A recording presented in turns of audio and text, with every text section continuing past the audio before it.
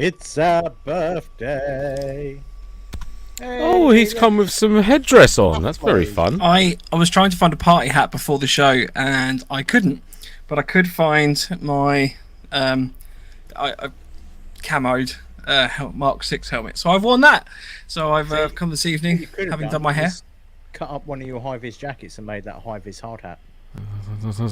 Yes. Hello, Ed. Could have done. I haven't done that yet. That's what's needed, though. I do actually have a Mark 6 helmet cover that's high vis. I would never have guessed. So I might have to. I'll dig that one out.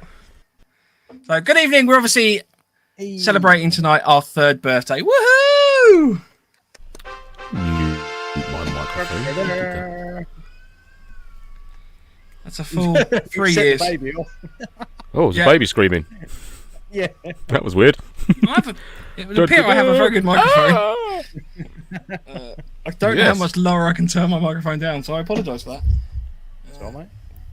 I thought maybe good evening, Pegasus. Hi. I know. That'd be nice, wouldn't it? Brad smiles. Brad says, hi, guys. Listening while driving to work. Happy birthday, November Foxtrot. Lovely. I hope you have a good evening. Hi, Mark. Thank you, mate. Chris North. Safe drive. Lucy, Fresh Meat. Daniel Guest.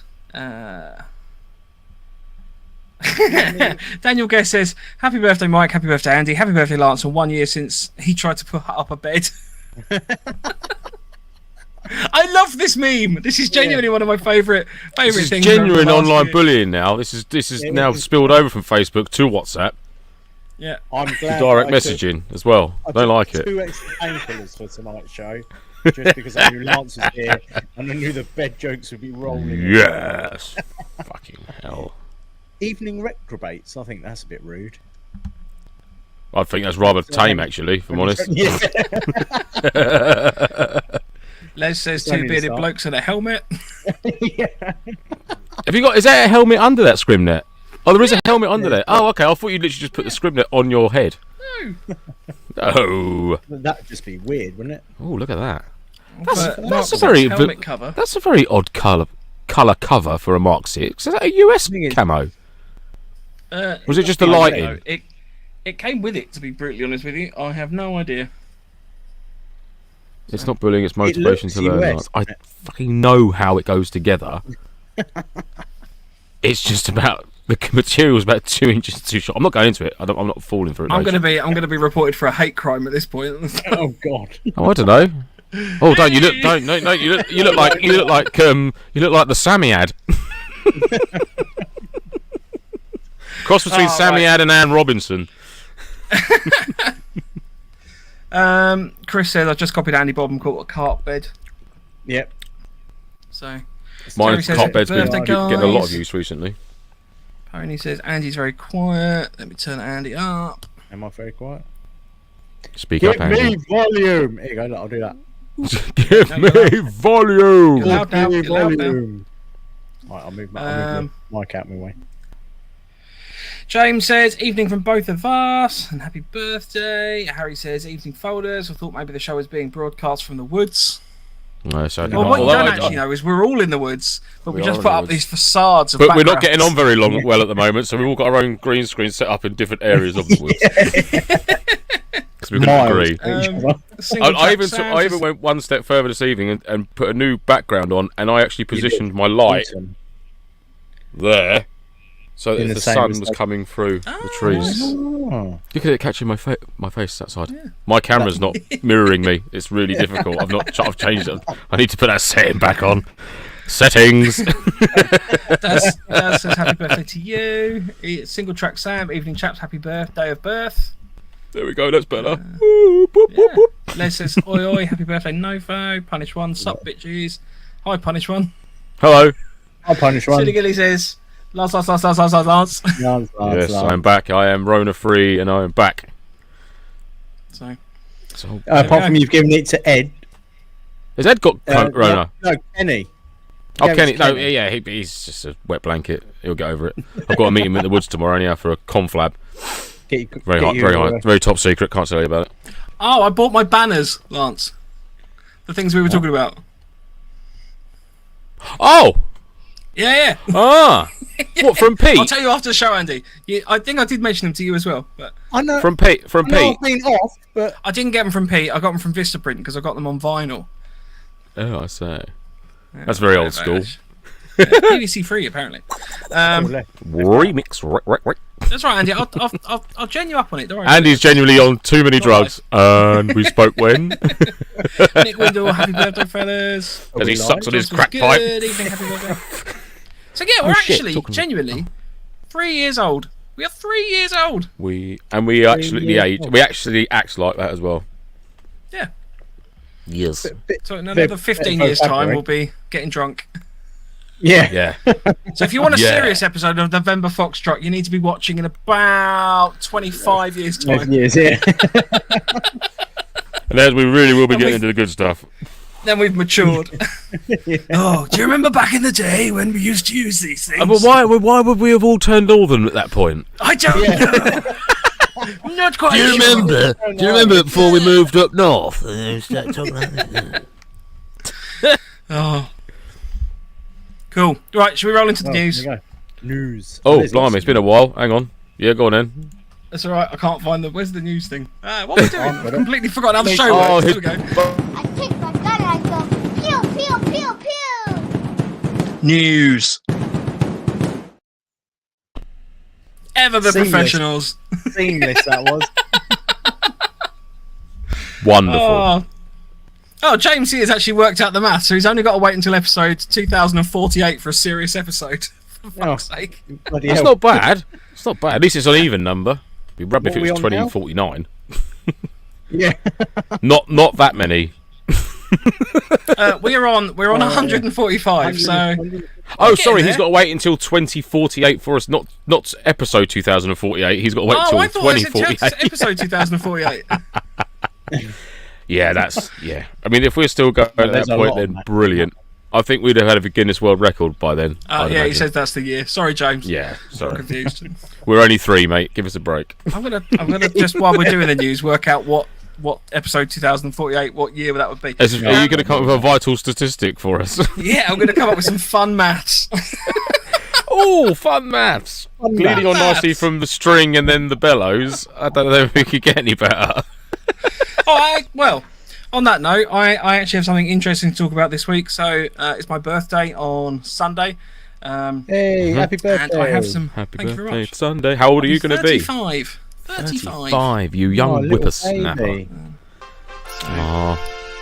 Thank you very much. Oh, look at him giving himself a fanfare. That wasn't No, me. that was I didn't me. touch that. Oh, That was I was going to Andy. say, you are so fucking vain.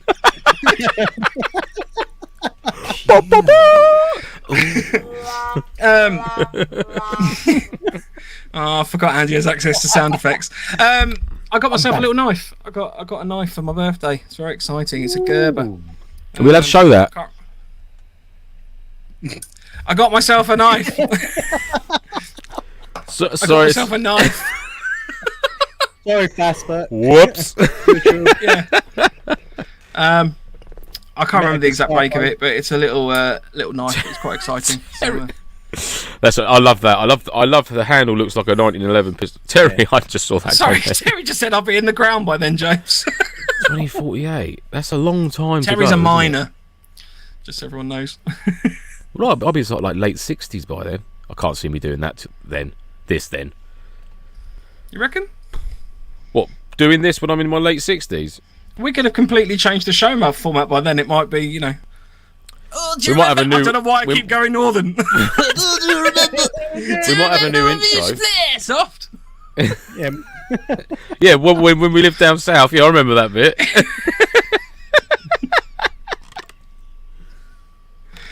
Oh God. Anyhow, news. Anyone? News. Yeah, so I have proper news. I've got some good Um, news. Not good news, just news in general. Proper news. So back in 2008, and I Wow. it's still actually currently running, but Peltor did a recall notice for some of their products. So I'll just show that there for you. There's all your code numbers, so you can pause that. I'll leave that for a second. But the best thing to do is if you have any of those serial numbers, contact M3 Peltor in the UK, and hopefully they'll be able to sort that out for you. I'll also post it up on the our Facebook group as well. So if you're not, what's that? A defect recall for the defect recall. Yeah. Shit. Pegasus showed me that. Unfortunately, mine isn't one of them, or fortunately, mine isn't one of them. Yeah. What's the defect? So the defect. Let me just load that back up. They don't fucking work. Well, I was just wondering how serious it might be. Like it's a sound localization performance and hear defender sets that can be negatively affected by wiring issues. So I'm guessing you can get but that's a bit boring. I wanted at least a little bit of mild electrocution. Yeah. AA battery in the ear. I was not going to be. Nicely done, mate. Nevertheless, we like a little safety notice from Bit about Andy. proper news. Yeah, we like that. We like that. And then the second safety notice is going to be a quick one. Wear fucking safety goggles while plinking in your back garden. Just if you've got BBs in your gun and a battery, just put goggles on or safety glasses on. That's it. I'm done. Fair one. Stop being a prick. Don't be Does that come from somewhere specifically?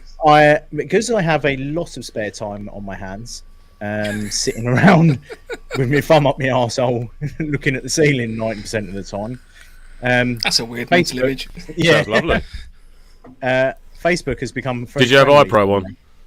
No, there's no BBs in that tank at the moment. It's just dust. It's just dust. I've seen a lot of images of people plinking in their back garden, showing off their new views, and none of them were wearing safety goggles. I have no problem with people. Well, plinking in their thank back God garden. that they're in their back garden on their own, because shame on them. That's what I say. Yep. And I have been a bit of a vigilante, so expect a message. Oh, nicely done. Nicely done. Well, I've got news as well. I've got some news. Yeah, happy news. Actually, it's some happy news. First bit of news is the kind listener who messaged me a couple of 3 weeks ago regarding whether Yukara site his Yukara number, having to charge him and sort of hold him to ransom. So he's got his Yukara number now. He's got his lovely realistic pew pew, and he's playing at a different site, so he never has to go back to that site ever again. Up your site. Don't know who it was. Don't give a fuck. But yeah, credit to him for staying the course, getting his Yukara, going through the ropes, playing the game with this money grabbing site, whoever they are, and now he's all pewed up to the eyeballs and playing at a very good site, he tells me. So yes, well done to him. Brilliant news there.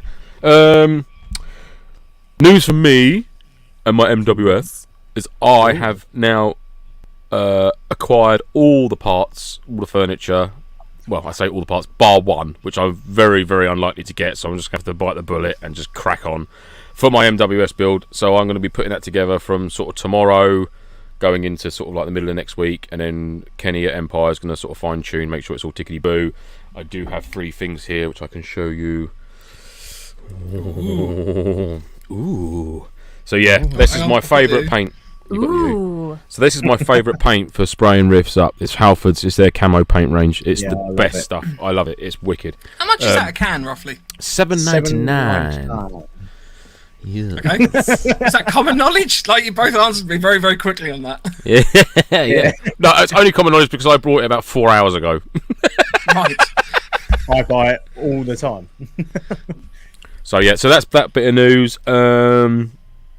which I thought was very exciting. So hopefully I'm going to have it at Empire Rising 2, just to shoot some snipers in the face, if I can. Just on the subject of paint, because this is something we haven't actually discussed before. So I've always used like the Krylon. Crayons? No, not crayons. The Krylon, sort of flat camouflage paint. They're good. Have you guys had the chance? Because I've never used the Halfords one. Have you had a chance to like compare the two in terms? I've not. I've only ever used the Halfords paint, only because I've got a Halfords 2-minute drive from my house, so that's literally why. Yeah. But I've never had issues. I use the Krylon green, OD green, and it's a good colour for World War II helmets. It's a bit darker than the Halfords one. I haven't tried the tan, but I can compare the green and the black. The black's just matte black. There's not really a lot of difference. Again, ever so slightly lighter on the Halfords one than it is on the Krylon one. So the green, they are a slightly darker colour, but visually, like if you've got put it on a gun or a riff or on a bit of clothing, you ain't going to really notice that much of a difference personally. Right. It's only when you put them next to each other and you go, all right, yeah, there is a bit of a difference there, but overall. But Krylon's a little bit more expensive. But it depends what sort of finish you want as well on the paint, and how much of a quality paint you want to do. I mean, if you want to do a paint job that's like crisp and precise lines and stuff like that, then yeah. But I mean, for the way I do my riffs and that, I like mine to be very, very, very rough, ready, worn, dusted up sort of look, taking all the shine off of everything and stuff like that. That's how I like my rifles to look. I don't like them looking crisp, perfect lines, pinstriped, and almost like they've been like dipped or something. Do you know what I mean? I'm not keen on that sort of look. No, it's only I mean, I've just got Krylon on screen at the moment from a company called Perdix. Perdix Wildlife Supplies, and they do Krylon, the ultra flat, for £7.95, excluding VAT. And they also say for professional use only, so not quite sure what that means. But no, I was just interested. I presume there is a bit spray darker. paint is effectively the Halfords one. I personally find that the Halfords one wears, whereas the Krylon, it's a good quality one, but it doesn't. It only really scratches more than wears. Yeah, it takes ages for it to actually get a smooth edge to it. If you know what I mean. Exactly. If you're going for like a fire selector or a mag release button to make it look like it's been aged and used loads and loads and loads. If you lose Krylon in it, it'd take you ages to try to achieve that effect. Whereas Halford stuff, you could spray it, leave it for a few minutes, and like just give it a little duff down with a sponge, and you'd create that effect really, really quickly. Oh, I would. I mean, I Kryloned up my my PDW actually before the last event, and I only ran for 20 minutes, but I didn't do any prep work or anything to it, and I think that makes a difference as well. So if you don't put like any primer or anything down, literally just give it a bit of paint. The paint will obviously last in the corners and stuff that you're not messing about with. Don't use etch primer on a riff, because it just makes it impossible. Like most guns, you can wash off with a bit of like white spirit or something. Away once it starts pulling away. Whereas the Krylon stuff, because it is I would say it is a better product for the wearing side of things. If you want your gun to look absolutely pristine for the rest of the time that you're running it, and you want that spray effect to not look worn, then go with the Krylon. But if you want it to rub away, chip away as it rubs against your kit and stuff, that's what I like. The only place I put a clear lacquer on is usually like the cheek guard on the rear stock. I usually put, because that's constantly against your like body sweat and stuff like that. So I usually sort of lacquer that a little bit. Just to I find that gets more camouflage because of all the face paint that ends up on the rifle. Cream, exactly. Yeah. So that's they're my cans of paint. What others? I had a bit more news actually. Oh yes, Bad Wolf Tactical in partnership with Johnny Big Gun. They'll be running a Milsim and Night Op February 2024, Operation Shadow Strike 2 at Optac Kingdom in Huntley Woods. So look out for a bit more details on that as it gets nearer the date. So that's Bad Wolf Tactical in partnership with Johnny Big Gun. Milsim and Night Op. I will be 100% going to that one. Yes, that sounds like that one could well be on the cards. Because it's your birthday soon, isn't it? My birthday's on the 26th of February. Theirs is running on the 24th. Yes. We are. So that's that. I'd just like to say, I thought this earlier when I mentioned my birthday was on Sunday, and like all these people are now going to start hacking us. Gunman Airsoft have announced. Do what? Missed that one. He's only a baby birthday. It's only a little birthday. It's not a big birthday. Don't count. Big birthday. Halfway to 70, I'll have you know. It's a bit rubbish actually. After your 21st, it's pretty shit until you get to 40. There isn't any other birthdays. I'm still mid-30s, So that's exactly. fine. So you've got like, I'm 36 next year. No, mid-30s. I'm mid-30s next year until 37. That's mid-30s still. That's in my band, and then it's late 30s. Right. Other news I had was that Gunman Airsoft have now announced dates for their events and battle sims and film sims, etc. for 2024.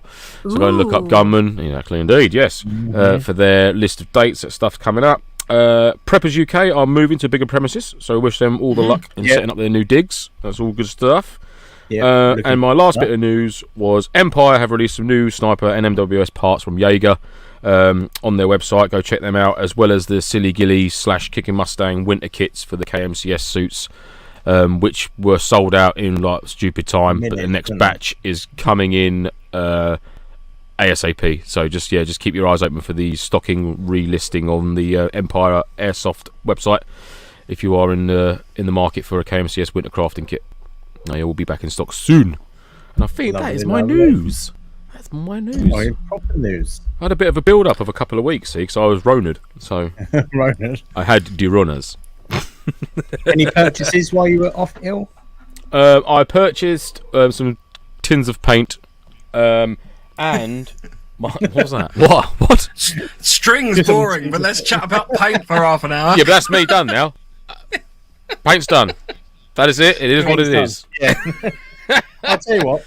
I'm not going to spray my weapon until the other bit of news show. Okay. Well, should we talk about that now? Because we three have some news from November Foxtrot. Lance is still. Yes. Oh yeah. Aha. We three have some news. Live. That was the wrong one. That was the wrong one. What was that? I was going to do a drum roll, but I don't think I actually have a drum roll. That's listed as drum roll. We are going to be doing our 24-hour episode. So we have sat down, we have worked out some of it, but we are going to be running a 24-hour episode. Going to feature an awful lot of this. It's going to be a lot of string. I forgot you. It's on loop, Andy. Turn it off. We're going to be doing the 24-hour episode. It's going to be on the 2nd of December to the 3rd. We're going to be starting at 9 o'clock in the morning on the 2nd of December. It's a Saturday. Unfortunately, none of us are able to physically commit the time off work. There will be drinks all day. So I could do it tomorrow. I could do literally 48 hours. And he's going to do some practice podcasts leading up to this one. We don't know quite where it's going to be yet. We're still in debate about that, so we don't have all Well, we've the details. pretty much got a place if... Yeah. No, the reason I mentioned that is because I know, and Rage has just mentioned the same thing, that we've had a number of people that would like to come and watch the 24-hour episode. You pervy fuckers, you. Yeah. We charge extra for that. You do. Absolutely. OnlyFans Plus. So we're gonna be doing it that weekend. I appreciate there's some other events on that weekend. Yes, go. Also, I'd like to add, if we do have some live audience members there, they will get to see what we wear below the waist nipple line. Yes. They can see that now. I'm not wearing anything, but no, don't do that. Should we get some actual November Foxtrot pants, mate? That'd be quite entertaining. I'll have a chat with Step One and see if we can get a sponsor. They can still hear us, Mike. Sorry. Don't lower your voice. Can I get a massive fox? Well, does it need to be massive? Let's be honest. I was going to say, just need a small fox, Andy. I'm sure I've got one in here that'll fit. We can. We've got the little pin ones. yeah, like the little poppy appeal badge size. Yeah. Yeah, there it is. That'll do it. Brown-eyed girl has said, "Hey, can we ask questions?" Yes, if you'd like to throw a question in for this evening's show, it won't just be 24 minutes. It won't just be an hour and a half of us ranting. I know the last 24 minutes has been, but yeah, if you want to throw any questions into the chat tonight, please do so. Just put a little Q at the beginning, helps us identify them, and we will pick them up. But yeah, we're going to be running a 24-hour episode. We're going to be raising money for a charity. I can't remember off the top of my head what the name of the charity's name was. It's Jigsaw. So it's charity. Jigsaw. It's for children who've lost their parents, and it's to give. It pays for kids to have lovely days out and weekends away and stuff like that. So it's for bereaved children, I guess is the best way of describing it. So that's what the any money we raise will be going to Jigsaw. So yeah, very excited to do that. Yep. We are going to be having potential adverts on that show, just so people are aware. Mostly to give us a chance to go and have a wee break, so we can play a 2-minute advert or whatever, so we can go have a quick wee break. But the other thing is, well, that we are going to be selling adverts, and all the money again goes to the charities. We're not making any money from our show at all. It's all going to be going to the charity. There'll be the opportunity to donate as well. We're hoping to have some pretty awesome guests on the show, playing games, doing all sorts of bits and pieces. If there's something that you would like us to have a go at on our 24-hour show, we're going to be breaking some boundaries anyway. So send your weird, wonderful suggestions. Off the chain. We can try and do weird stuff. I would finally like to try and make a spag bowl under mortifier. That's what I've been itching to do that for months now. I'm pretty sure my neighbours would be a bit pissed off with that, but I'm sure we can. Maybe not mortars, maybe like water bombs or something. We had a lot of weird questions. Neighbourhood friendly mortars. Neighbourhood friendly mortars. I just seen Does cool anyone science see backers some of in. these questions? No. Let's go for some. Okay. Let's One from James. Hey guys, Hello, great James. stream. Just wondering how often you guys shave your beard and your routine. I wonder if you're using the Come Moisture brand on your skin too. So I don't shave my beard unless I have a confined space course, and the Come Moisturiser I only get when I meet up with Mike and Lance. Which is rare at the moment, which you do need to do another one of them because mine's wiry as hell. Yeah. I don't really. I trim mine very, very lightly. I'm sort of giving up on the old Cum moisturiser, if I'm honest. Yeah. I use lard or beef tallow. I don't shave very often either. I just can't grow a beard. This is his full growth. Yeah, and I don't have a skincare routine, so thank you very much, James. Yeah, nice one, James. Spot on. Hope that helps. Yeah. Rage says, James, no, your mum takes all the Cum Moisture brands. Jesus. James says, thanks for the response. No problem, James. No worries, mate. Absolute pleasure, James. Yep. Brilliant. No questions about us. No, is that the end of the news? Actually, no. There was a question on. Let's do end of news, and then we can go back to talking like normal people. That's not the news end either. What is going on? Pew, pew, pew, pew. Pew, pew. There we go. I did have a purchase, but it's alright. Don't worry. Forgotten again. Oh, what was your purchase? You've had too many purchases. Oh no. That's a cool picture of a fox. It was the fishing alarm lure. Oh. Is he still looking at me? Yeah. Do you like that, Mike? I actually saw it because it's an autumnal fox. I'll be honest with you, I'm very confused by the chat at the moment. We've had 2 different people submit exactly the same question, so I have a feeling that we're sort of being spammed. Lovely. Right. For me? Okay, yeah, let's go for it. Let's read it out. What is it? What does it say? I'm not even reading it. Now we've got Pittman another one come III. through. This is very surreal. I'm going to start banning people in a second. It's down your leg. What was this? I don't know who I'll answer questions on. That's fine. Hey Andy, would you ever consider joining OnlyFans and letting Lance defecate down your leg? Why down his leg? That's weird. Yeah, that's quite. Why specifically down the leg? Why not on the chest or over the head? Well, to be fair, read some of the other questions. I don't know what the hell's going on. Managed to do I feel. Firing. Oh, Brad Smiles, that's a genuine person. Brew and beef jerky. Sounds good to me, mate. Sounds good to me. I can set that up if you want. Hey, I didn't agree to this. £600. £600. There you go. And I'll make it happen. Right. What do you reckon, Mr. Fox? Fox is in. Yeah, Fox the is Fox in. We'll get the Fox says yes. There you go. Lovely. Right.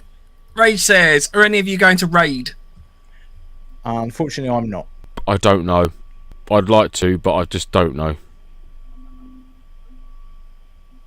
Sorry, mate.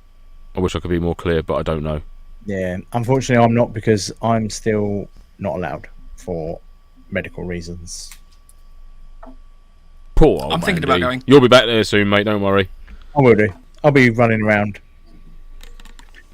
Mind you, I think there's only 3 or 4 tickets left for Tan on Raid, isn't there? Unless they're going to, I do believe that if the teams level up, they're going to release some more. But I think the Rangers or the Greens are sold out, and I think there's only a few tickets left for the Tan team, like 3 or 4 tickets or something. So I'd get in there pronto. Oh, Mike is currently banning. Mike's on a ban push. I wonder where all these come from. You got Juan. Oh, you banned Juan. Oh, don't ban Juan. I was going to say, is that Juan or Gian? They'll get bored eventually. Just let them post. No, it's good. I got rid of them. Right, cool. Right. Oh, Les Brainston in the debating. chat. You ban that one. Oh, Pedo Hunters joined. Fucking hell. Eat your own feces now. Sorry. I don't know what the hell's going on. He really meant that. He really meant that as well. Really shouting. He really wanted us to eat our own feces then. Right. Trolls are outside. Raid. Halloween month, mate. I don't know if I'm going to be able to go to Raid. Oh my god. I don't know if I'm going to be able to go to Raid because I'm just going to sit here and keep banning them. I don't know if I'm going to be able to make it to Raid because I have my chartership review. I am working towards that. It's going to be in November. And basically that's my priority for November. So I'd like to go, but depending on when that's going to be and how that goes. So let's skip back through these comments, and there were some questions whilst we was on the news about our 24-hour show, gentlemen, which I think we've skipped. Yes, let's go for it. You have to bear with. You might have to find them because I'm still firefighting. The random feces chat that's coming in. So. Adjustable nozzle. I think I've got an adjustable nozzle in mine, mate. In my NWS, I think. Is there adjustable nozzle? Thanks for the plug. I'll pay you later in Halford spray paint. Thank you, Ed. Can I come and watch? Oh yeah, 24-hour show. Blah blah blah. Can you have an audience from Terry G? We'll see, Tez. We'll see how we go, mate. Yeah, we'll see how we go. Marky Mark did say, can we buy tickets to be in the audience to go to the charity? Which isn't a bad shout, to be fair. If we can sort that out, that would be quite good fun. We'll have to. Plus, the fact it gets more money for the charity, which is good. Yeah, definitely. Let's have a think, and we'll get back to it. Can I get a fucking t-shirt? Fuck your pants off. I don't know what that means. I'm not sure if Les is trolling us or whether that's real Les. Can I just ask, because I was nearly about to ban James Hamilton, can everyone just stop mentioning feces in the chat if you're a genuine watcher? Because I'm just going to start banning everyone that mentions feces. Just so everyone's aware. Cool, thank you. There we go. Right. There we go. So, Mark, if we donate to a certain amount, can buy us audience tickets? Yeah. I think we're up to date-ish now. And then we started getting, after Rages, your mum takes all the moisture. I think we are now up to date, I think. Oh, Ryan Connor Little says, Lance, I can speak to some of the lads at work and get RHA to put some IDF on your location. Ooh, what, whilst making a spag bowl? That's a bit intense, mate. I think they're a bit stronger than tag rounds, aren't they, as well? Only a little bit. Yeah, I was thinking more just like some FBS mortar rounds or a bit of tagging stuff, just coming my way. I'll be fully PPE'd up in that, but whilst making I just wanted to do it. I wanted to be in the middle of a field, right? I was just going to set the scene. I wanted to be in the middle of a field with like a big trestle table out with a red and white check tablecloth over it. 2 of those sort of like gas cookers, like Halfordy click-in jobbies with the cylinders, protected of course. And I wanted to knock up a spag bowl whilst under mortar fire. For science, of course. That might be hard in the venue that we're discussing. Yeah, but no, not necessarily for the 24-hour show, but I was just saying I would like to do that. I'm just saying, just putting it out there. So if you'd like to bring your mortar tube along and some tag rounds or some FPS mortar rounds, we'll have to sort something out. So Sounds lovely. I would be up for that. Because what I'm hoping happens is like a round would land in the spag. Just, like drippy nose scene where it's just like, oh no. Yeah, that's what I've been hoping. We're not allowed to talk about drippy nose scenes because... No, because the trolls will be back. Yeah. Wanting leg defecation. which is we don't want that at all. No. Well, we're now being, I think, spammed by cinnamon. A person called cinnamon's a asking lovely if ingredient. If we forgot to pay our debt, apparently. So I don't know what the hell's going on. I don't even know what our debt is. What's No, happening to your neither do stream? I. Did you accidentally forget to pay your debt? What debt? What did you get into debt Yeah. with I the don't know stream? what's going on. Anyway, What have you started doing? Right. Anyhow, let's bring it Moving back on. down to. moving on. Yeah, let's move on. Harry says, question, Hello, what Harry. advances do you hope to see in hello, 25 years' time? Hoverboards, exoskeleton, or a rift that shoots around corners? Question mark. Exoskeleton could be cool. That would be awesome. That'd be awesome. What, a War of Do it. Tomorrow type thing, is it? That Tom Cruise type exoskeleton. Yeah. Yeah, no, I think exoskeleton would be cool. Mm-hmm. Well, we have Harry, we have you. But then we haven't got to whatever worry you- about that, exactly. Whatever 'cause you we have. come up with. Actually, Yeah. Harry, I need to talk to you, mate. I know you're a bit busy with your xenomorphs and predators and aliens. Oh, have you and seen Ting. his latest video? Yeah, I know. That looks so. I've got my. I want to get mine because I've You're not played making- with it for a while. Hang on. You do make me very jealous, Harry. I have to admit. I have considered getting the files off of you and buying a 3D printer myself. Just going to check and see if I've got any aliens in the loft here. Bear with me. Let's just let that fire up there for a minute. Takes a little while to boot up, doesn't it? Yeah, you have to. Yeah. Aliens will have to Just bear with me. changing- I like this comment from Pony Tony. Yeah, I thought I was enjoying that one as well. About your car's extended warranty. Oh, I tell you what, I don't genuinely think we've had a party episode, like a Christmas or a birthday party episode that hasn't had something go wrong at some point. Yeah, and they must look for like the words birthday or celebration or Yeah. Possibly. But it's because they've never been invited to birthday parties, so they thought, let's go and spoil their one. Tossers. I have no friends, so I sit on YouTube and I try to troll Yes, live yes. streams that have 30 Yes, I'll stick people watching sticking live. my little cock in a baked potato for an hour. Fucking Russian trolls. Yeah, come on, Putin, hit me. Let's do it. Yeah, Let's go, man. maybe with your that cheek, is. with your cheek filler. Yeah, maybe it's those comments. Maybe it's those comments that we're making about his army a few months ago. Maybe we've been targeted by his little. I never made any comments, and I wasn't named then. Or either, so maybe that was it. perhaps they actually did take what we've said on board, and it's really fucked them over. And old Poots has got the hump about it. Yeah. Sorry, mate. Worked over the woods in Dormer's Land. Just saying. Yeah, Woods is woods. woods is woods.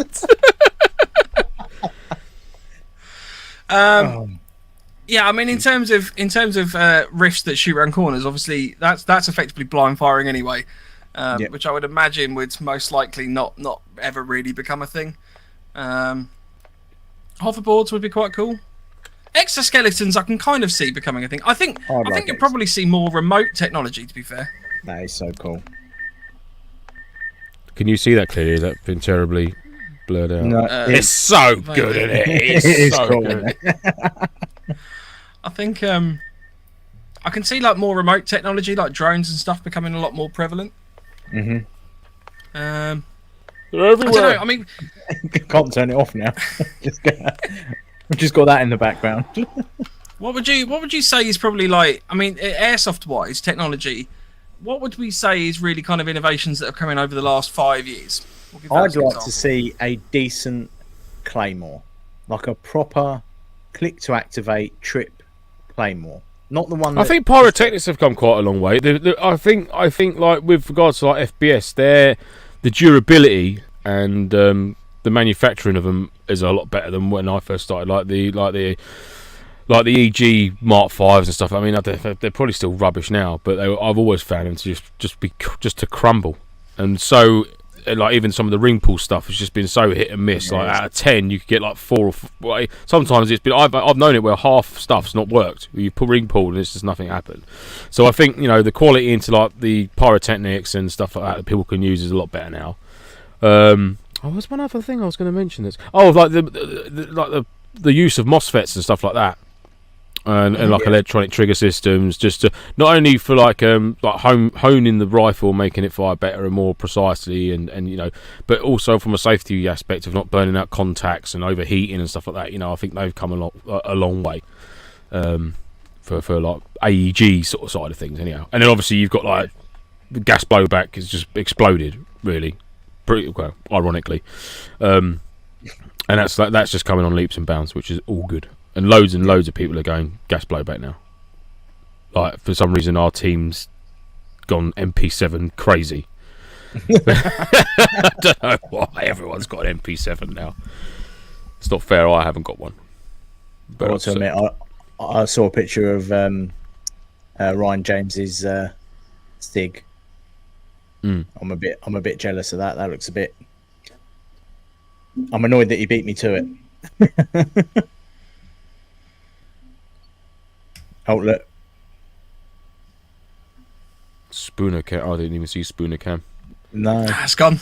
It's gone. It's gone. I'm not playing anymore. I've had enough. Playing games. I think one of the things I've found, I've seen, I've not actually seen one come out yet, but have you seen the gearboxes, you know, the pistons and stuff that has a spiral set up in there? No. So I've got one to mention in a sec, though. It spins, right, I think rather than a piston, it works along the principle of like a little impeller type thing, so it actually forces the air out as almost like a little fan or something like that.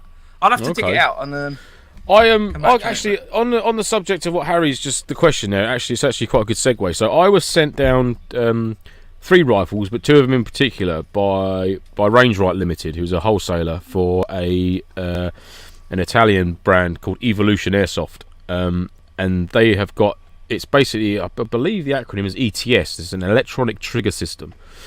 Now, what this trigger system does, and I only got to try it very, very briefly, but it was quite impressive when I first started to use it. And what it is, it's a programmable trigger that you can just do in the field. You don't need to have an app, phone, or anything like that. You can literally do it via trigger pulls and setting the safety catch to a certain setting. So if you put it onto full auto or put it onto single shot, hold the trigger in, it will beep, and then you can click it to whatever setting you want, and you'll get different settings. So if you did 9 trigger pulls, you would set your AEG as a DMR trigger lock setup, so it would fire, and then you wouldn't be able to fire again for at least 2 seconds. Or you can set it to do like a 5-round burst, or you can set it to do like a 15-round burst. If you've got like an LMG, you could literally, so rather than sitting there like blapping away on the trigger or whatever set, I think you could do from 1 up to 250 round setups. So you can literally squeeze the trigger once and do 250 rounds and then stop. But like on the flip side of that, like the whole, you can only use a DMR. The bit that really caught me was the fact of being able to run a rifle as an AEG or a DMR without having to sort of bastardise it and lock it off full auto when all you really need to do is just change a spring to make it safe to use as an AEG. But the fact that you've got this trigger system that you could just change your spring out, put it up to 450, and then lock your trigger electronically to be semi-auto only. Even if you flicked it around to full auto, it would still only fire 1 shot, 2-second pause, fire. So I thought that was really innovative. I think that's a really good design. Yeah. So I'm looking forward to actually getting them back out in the field again and having a good crack and a good play about. See, my only concern with that is that could you end up getting people taking advantage of that? So they have it set as a DMR, and they go and have their chrono. Like, I'm not saying that people would, but I'm saying on the safety side of things, could you get some? I think you probably would. I don't know if you would get. I mean, but it wouldn't take long for you to figure them out. Do you know what I mean? Especially from a marshal's point of view, because if you know someone who's got, he's got that electronic trigger system in his DMR, and there's probably not many about at the minute. And then you see him going, boop, boop, boop, boop, boop, and you think, hello, mate, off. Do you know what I mean? Yeah. But you in the video, you actually see him like squeeze the trigger, and then it fires, and he's like doing that, and it won't fire, and then about 2 or 3 seconds later, it will let him fire another round, which is really cool. I like that. Cool, yeah. Yeah, no, it's good. When you mentioned that, my thoughts on it is that as a player, I don't think I've ever gone out into the field and gone, I just randomly want to start using 3-round burst, like throughout a game. Like maybe like before the event or something like that, and go, right, I'm going to be changing up how my play style is. But I've never needed to do that in game. That's not to say it's a bad idea. I mean, maybe that's something that players can pick up with, but. Yeah, no, definitely. It's just something innovative. I've not seen. I've only ever seen it where you can program it with like if you plug it in or you do it via an app. It's not one that you can literally just do it in the field and just think, like you said, then you wouldn't like to do that. But like being in the field and think it's not really cutting it now. The old one shot. I might just put it up to 2 shots or something, like one trigger pull, 2 shots, and you just literally do that one little orientation. Round to single shot, hold the trigger in, it goes beep, and you do 1, 2 trigger pulls. Back to safe, pull the trigger, and then that locks that setting in. So the next time you go on to single shot, you do 2 rounds. It's like, that's pretty cool. I like that. I do like that idea. So I'll have a bit more of a play with it. Because like I said, I didn't get enough time last time. To have a blast. But then you're going in. But then so like with the 2-shot thing, it's like binary triggers. Is that what you're saying? You can set it to a binary trigger. Oh, what? So you fire on a return, no, it only fires when you squeeze the trigger. I think there is a setting on there to make it binary, so you can go bang, bang, bang, bang, bang, bang, bang like that. So it fires on the pullback and the release. But which I don't like that really at all. No, but it's the fact that you've got like safe single shot and then full auto. You might want to have safe 2-shot and 3-shot, or safe single shot and 3-shot, or something like that. Do you know what I mean? You could have these arrangements set up on that trigger system, which I think is pretty cool. Yeah, I guess it says a lot of sites won't allow an electronic trigger lock. It has to be mechanical. Right, that's the only thing, Yeah. I just hate binary. Binary triggers suck. If you run a binary trigger, change it. One thought I had when you were mentioning that as well, in terms of future things that you want to see in the future, just bringing it back to Harry's question. Personally, I would like to see bio BBs mandatory across everything. I think that's the way the sport should go. Ultimately, our sport otherwise is just throwing handfuls of plastic around the wood, which probably isn't a good idea. So it'll be, for me, I think something I would like to see is, to improve the sustainability aspect of it a little bit. I'm not saying that I'd rock up to, I still airsoft and I rock up to a site and I'm still participating, but I think that there probably would be less of that little niggle in the back of my head that's like, it's not really the best for the environment. Especially now they've got better. You're on mute, Lance. Yeah, sorry. I was about to say, I think it's been about 3.5, 4 years now since I've used normal BBs. I've used bios, Jeff's bios, since Kenny started Empire. Yeah. So I've always they've got better. Say 3 years ago. I've never noticed them to not be any good. Unless I'm a bit naive and don't really notice how better single-use BBs fly. I don't know, but I've been more than happy with the quality and the standard of how my shots have flown out using bios. Oh, it was more the longevity of them I found, especially in like rainy days and things like that. They used to be really quick at swelling. Whereas now they're a lot better. Like you can happily run in a rainy day and go, my mags are going to be fine. Yeah, I've never had an issue with them in the wet and stuff like that. But then I'm not one for storing loads of BBs. I think I've probably got like a 1 pack of 0.43s there. But some people tend to keep tubes and tubes of BBs for some reason. Like there's going to be an apocalypse and the only ammo that's going to be about is fucking BBs. So they need to keep thousands and thousands of them. I buy them just in buy bulk, as and when. Yeah. So I do find that I'll buy like probably 15,000 at a time. But that's 3 bags of 5. And it would just be a case of I'll just run through those and then I'll buy another sort of bulk purchase of them. Yeah, that's fair. So that's why I'm not really too fussed that bios they'll swell after 6 months, keeping them in the cupboard or whatnot. They wouldn't, because I wouldn't have them that long. I usually get them like a week before or a couple of weeks before the event, bomb my mags up a couple of days beforehand or the night before, and then that's usually it. Then you have an at it the next day. So that doesn't really concern me.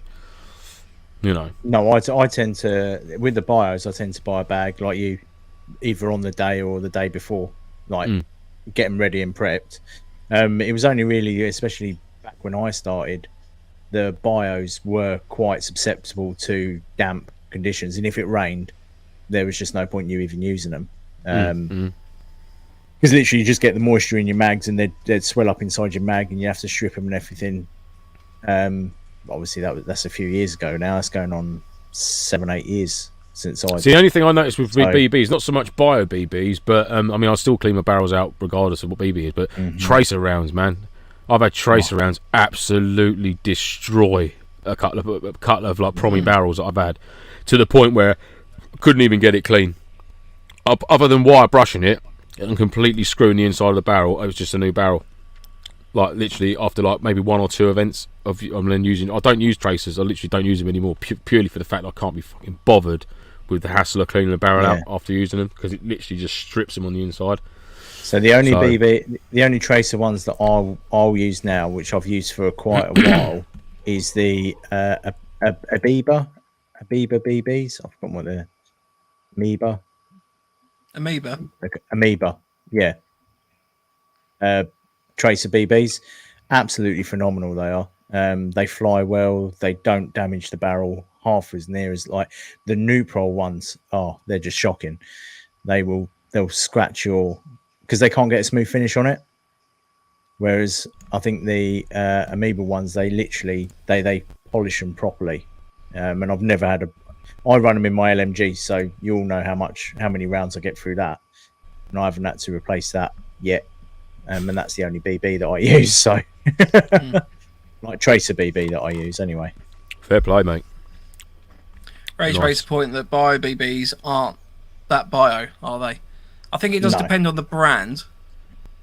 No, it's how they're made. So I mean, they are biodegradable. You know, it's all the cornstarch and stuff like that they're made with.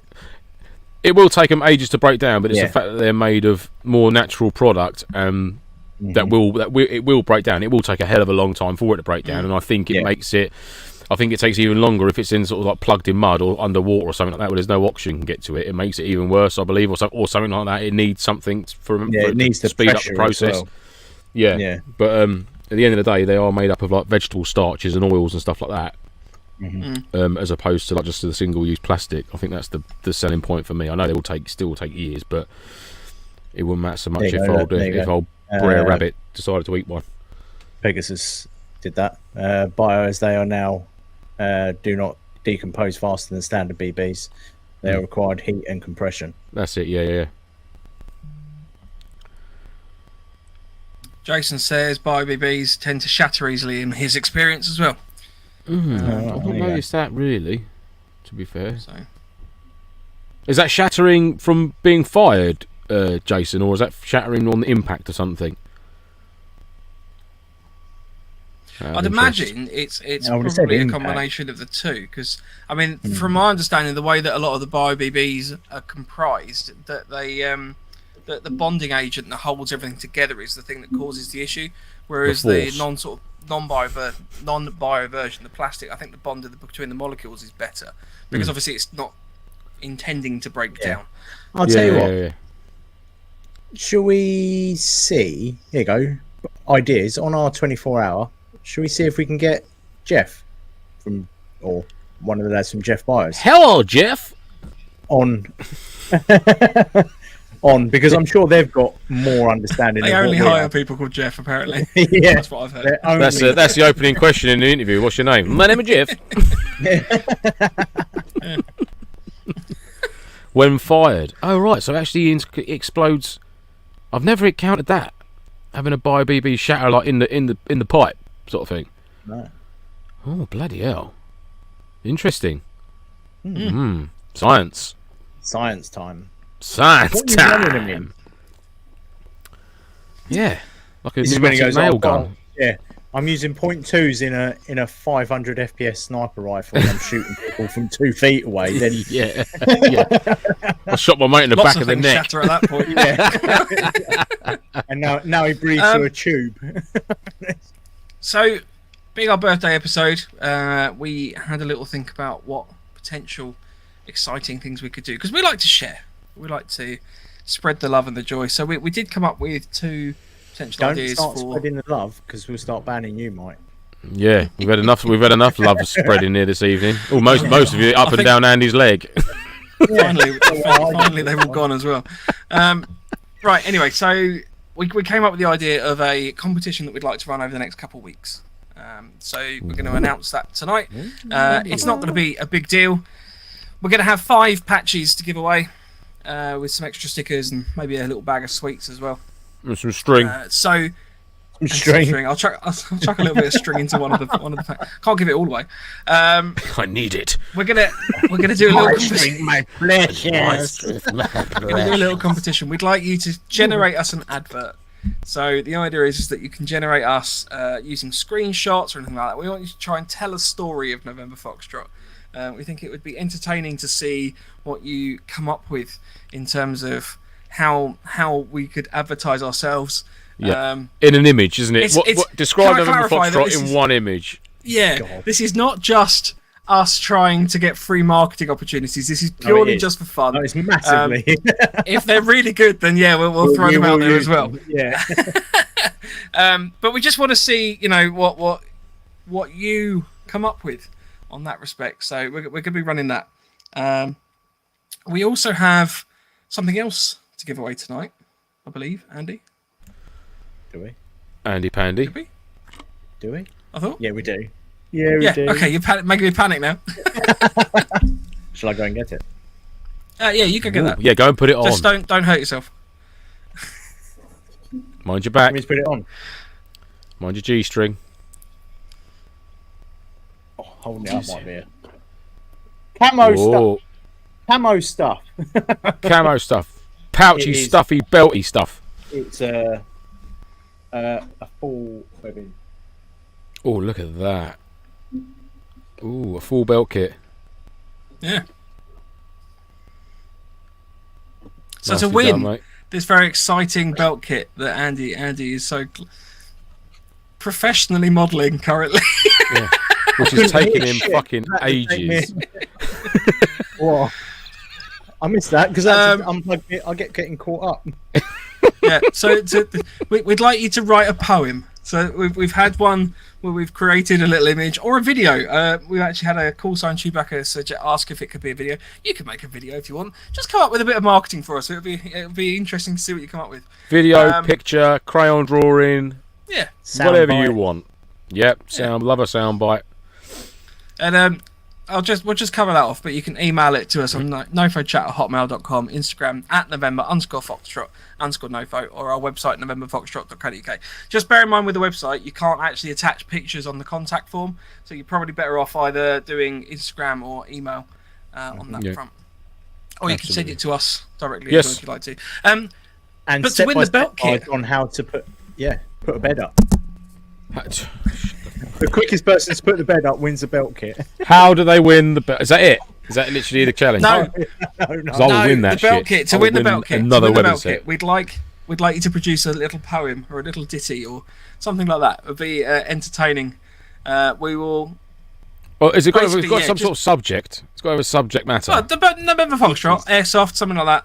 It'd just be interesting to see what you come up with on that front as well.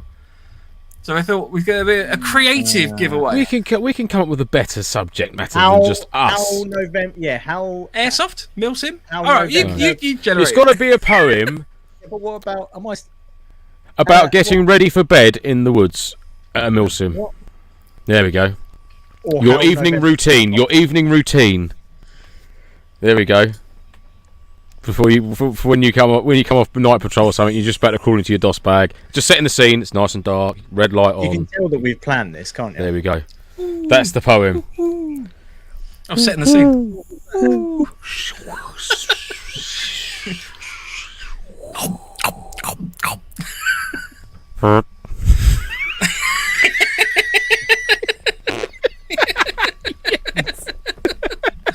Oh, we're a bunch of children. There we go. Right, there you go. That's is that by the end of the show, or is it got to be just? Is we going to announce the winner next Wednesday? The end of next week. Yeah, end of next week. You've got a week to enter.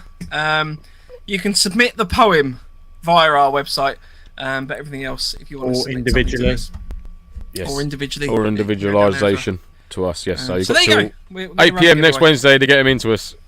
Otherwise, there'll be no winnings. Oh no, should we do it a bit early? Should we do it the Tuesday? Next Tuesday.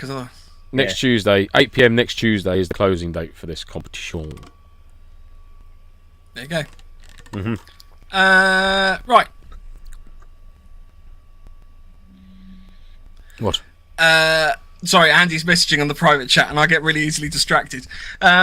Silly Gilly says, what about spraying sniper tape? You get more of a matte finish compared to metal, also you don't reduce the value of the riff. So this was a question I wanted to ask or put to the group in terms of, do we think that spraying a riff reduces its value? Nope. Or does it add value if it's done properly? Adds. And by properly, in terms of, let me finish the question. So if you can obviously spray it completely. So most riffs are obviously black, wood finish, depending on how they arrive. You can obviously have a block color sprayed up. So I'm not suggesting like the lime green or the bright electric blue or anything like that.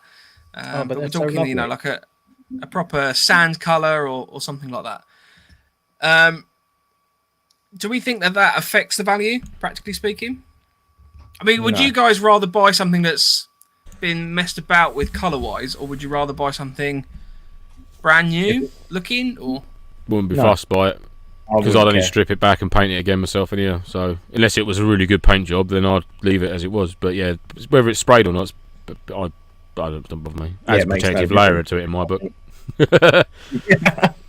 Yeah, I'm the same. I mean, I get where Ed's coming from putting sniper tape on that, but that's for a sniper rifle. You've got a lot less moving parts externally than you have an AEG. Do you know what I mean? You haven't got, like the bolt.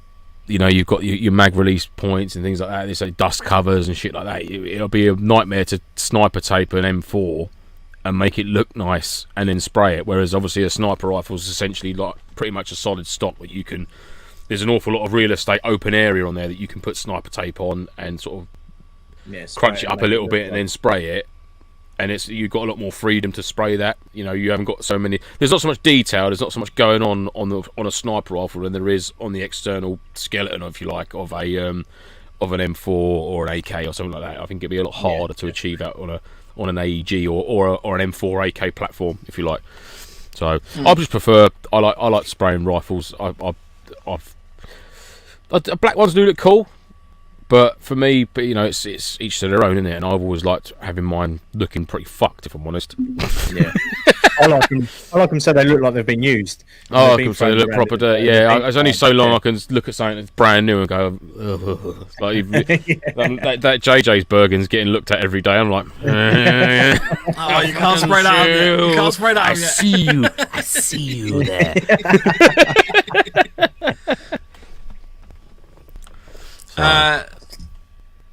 So Ray says, controversial opinion, don't like a painted gun. Yeah, that's fair enough, mate. Yeah, absolutely fair enough. Jungle's Airsoft blog, you can use sniper tape and then cam cream or paint over the top. Yeah. Terry says, on my sniper rifle, I sniper taped and then used cam cream on that. Is he got me as his picture? Yeah, I just noticed that. He does have you, yeah. With my tiara on as well. Lovely. Look at that. Wonderful. Jungle's also said most people who rattle can a rifle make a complete mess of it. Most people do. Mark, personally, I like painted ones as it's giving a riff some personality. Yeah. Yeah, I think the thing is, I don't think you can. I think the only time you cock up a paint in a gun if you've not done it before is if you try and do too much too soon. Whereas you look at something and think, yeah, I want to do that. I want a spider webby looking go web all over it. Whereas rather than just like for me, like when I come to do my MWS, I don't actually spray the gun. The only time I spray the gun is to dull down the black. I probably about that far away. I mean, if you think of my thermos cup like that, probably twice that again. I do a light OD green covering over the whole thing just to dull the black down, and then 90% of my painting of riffs is done with little broken off bits of sponge, and I'll spray can into like a lid. I think I've said this before. I'll spray can into like a plastic lunchbox lid, and then I dab the sponge on there. I'll take a lot of the paint off a sponge, and I literally just build up. I go around all the edges, like like on the M203 launcher, for example, where you've got the little rings, the grip rings. I'll slide down them, but then on open spaces I'll dab. And then so like any corners, I'll just whip the sponge along it, and then dab like a bolt release catch. I'll whip across that just so you get that wear and stuff, and then like just slowly over time just build it up all the way along. That's interesting because whenever I've done that sort of effect, I've literally painted the rifle and then just run around with it at an event. I don't lacquer it or anything like that, and run around with it at the event, and then normally it's started to sort of scratch off and wear in those places pretty quick anyway. Yeah, See, yeah, that's you will what I get your, do. and you'll get Yeah. you'll get natural wear and tear on it as well. But I love the way you can just build it up with sponges and just sit there and just dab away, because you can cock up with a spray can. I've done it before. I've gone, psh, oh fuck, try and wipe it off and wet wipes it, and it's just completely trashed it. Whereas that little sponge, you can get a lot more build up to it as well, stuff like that. And you can get different textured sponge, like more open ones, and you can use like really small, like very like natural sponge. It's more porous. There's more holes and cavities and stuff like that in it, which opens up, makes a bigger pattern. Whereas like you get like more commercial, perfect square sponges. They're very tight knitted. Yeah. Do you know what I mean? Like almost synthetic sponge, and that gives a very small, detailed, dusty, gritty, dirty sort of pattern, which is quite cool. So yeah. So I watched a video when I first did mine, and literally the bloke that said it just said, spray it how you would if you were in the army. He said if you got told that you needed to take the black away from your gun and got chucked a load of rattle cans, just get it done as quick as you can and let it wear how you want. That's it. Yeah, literally, that's just to take the shine off it. Just get rid of the shine. Yeah. And you'll find it. I think I am thinking OD green this time. I went tan as the main colour, and then OD green as a dusting over the top. I think I'm going to do it the other way around for the MWS this time. Yeah. I always go that very, very light OD green from distance, just to take the shine off the black, and then I'll go in with like the desert tan or coaty tan, whatever. And then some of the really harder areas, like inside the pistol grips, I go with a little bit of brown. Or along some leading edges, I go with some brown and stuff like that, which is always cool. Yeah, man. I can't wait to spray my gun, actually. Look forward. I've not done it for ages. Paul says, personally, any paint job would devalue. Yeah, maybe.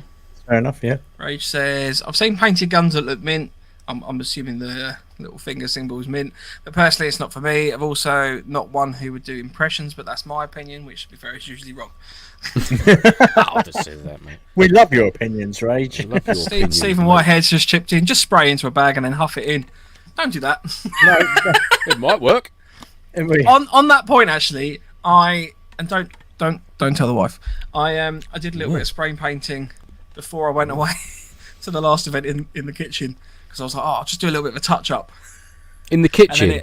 In the kitchen. It got a little bit more. I was very careful in terms of like getting paint anywhere, and then I was like, oh, this is a bit fumey. Well, my missus said that to me once she got from work. She said, "You've been spray painting in the loft again." I was like, no. She's like, don't lie. Yeah. Like, the best one I did was I did it out in the back garden, but had the window open and the wind just blew it all indoors. And she was like, "Why? What's the point?" I was like, "Well, fool." I was like, "You're happy. Stop whinging." So, yeah. Right, we had another question come in from Les. On the 24-hour show, why don't you strip down a riff and spray it, as I have a riff you can do. Also do the show on night vision. Well, literally, do you strip your... Well, Andy will be alright for the night vision bit. Me and Mike will be in the dark. Yeah. Or Andy be night vision and I'll be thermal, and Mike just sit there just being watched by two guys. And I'm also here. Yeah. We're all here, lads. We're all here. I can't say I do strip my riffs down. I don't strip mine down. I just pack them with toilet paper. Not toilet paper. Yeah, I've used a bit of masking tape, so I kind of cover off like fundamental. Yeah, I don't think that's the question he's asking, is whether we strip them down. I think he's saying, can we strip one down for the show? But I don't think, obviously, because it's a rifle, we can't really have that on the live stream, can we? Even in bits, unfortunately. But yeah, when it comes to spraying, I never strip. Or the only thing I might do is take some of the furniture off of it. But even then, not really, because I quite like leaving my scope in place and spraying that up with the lenses protected, because then I always know where it's got to go. Because when I take it off, the footprint is still there on the Picatinny rail. It's like, well, I'll never put that in the wrong spot. There it goes. Future proof, that is, baby. So yeah, that's why we'll go about mine. Some people really strip them back totally and really go to town on it. But like I said, mine's just a covering, just to take the shine off of it and that. So I mean, ultimately, the only thing that I'll take off is my carbon fibre outer barrel, because it looks cool. That's what I was just going to say. It depends on what you're trying to detail and accentuate with the paint job. So if you're trying to just have like the upper receiver, but then I've seen some quite cool looking riffs which have like the like a silver outer barrel. The heat shield or something like that. You can get some quite nice looking effects, but for me personally, it's just more about providing a little bit more camouflage and kind of just reducing that visual impact. Not to say I've ever done it right, but I quite like them personally. But yeah, I think everyone's looks pretty good. have you seen any really bad ones? Yeah. Yeah, I mean, it's not name and shame, but so I've seen some. I've seen some pretty terrible. terrible. I saw one once. I've seen some people that have done it with gloss by mistake, and you kind of go, I can see you through. I've seen one right that looked like it wouldn't be out of place with a Green Army man, where it's been like enamel green, and it's just like.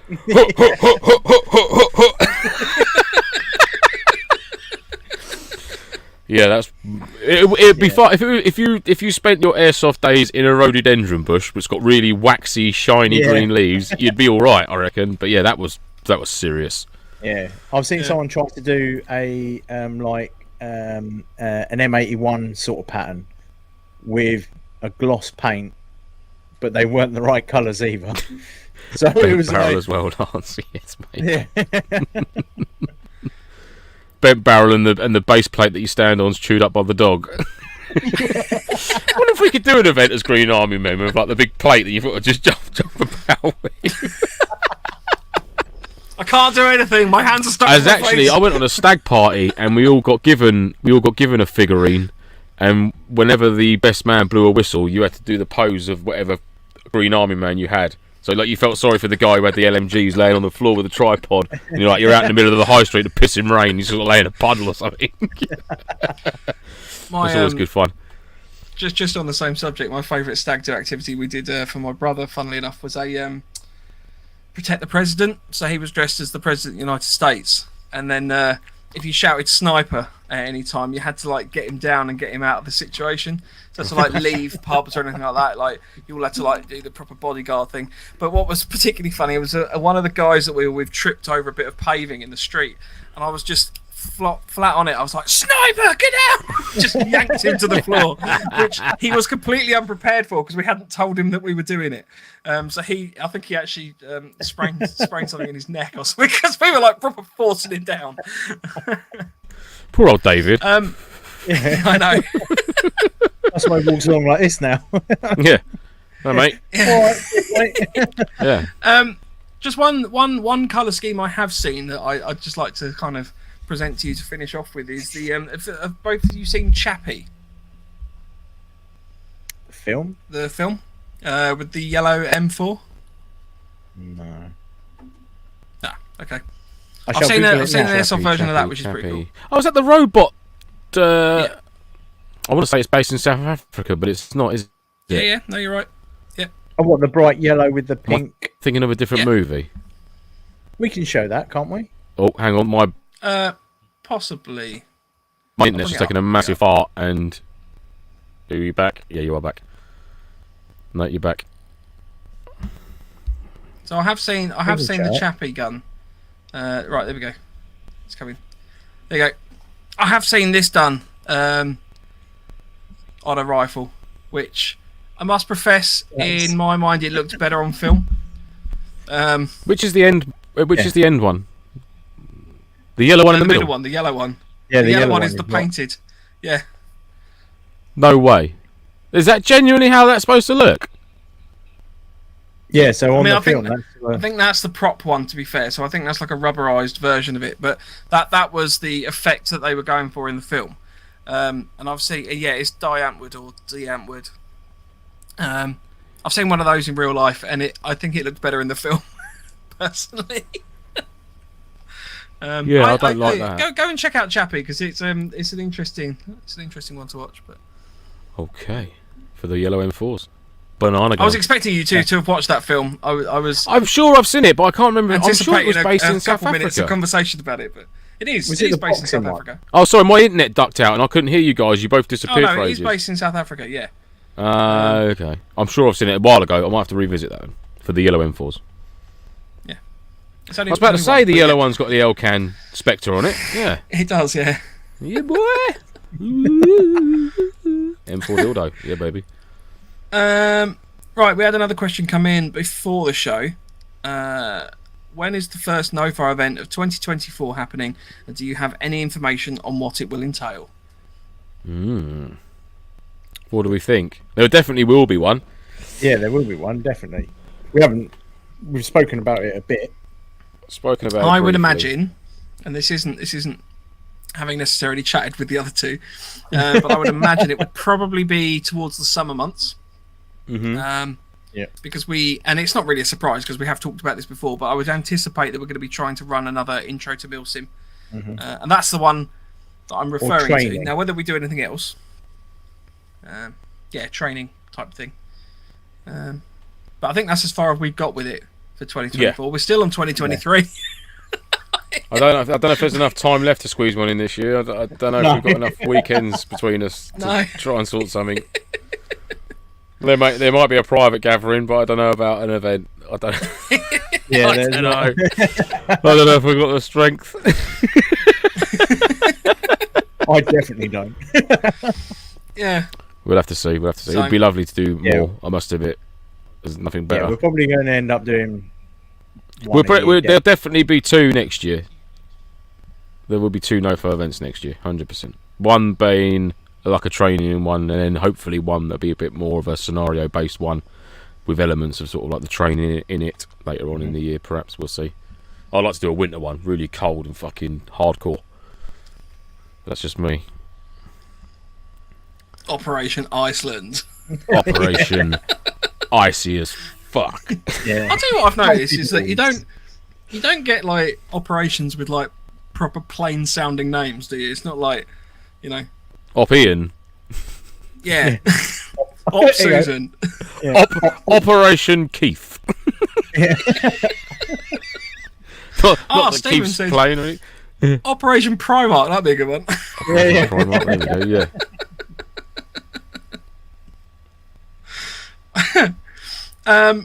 Did you guys have some questions come in? I know that there was a couple sort of floating around.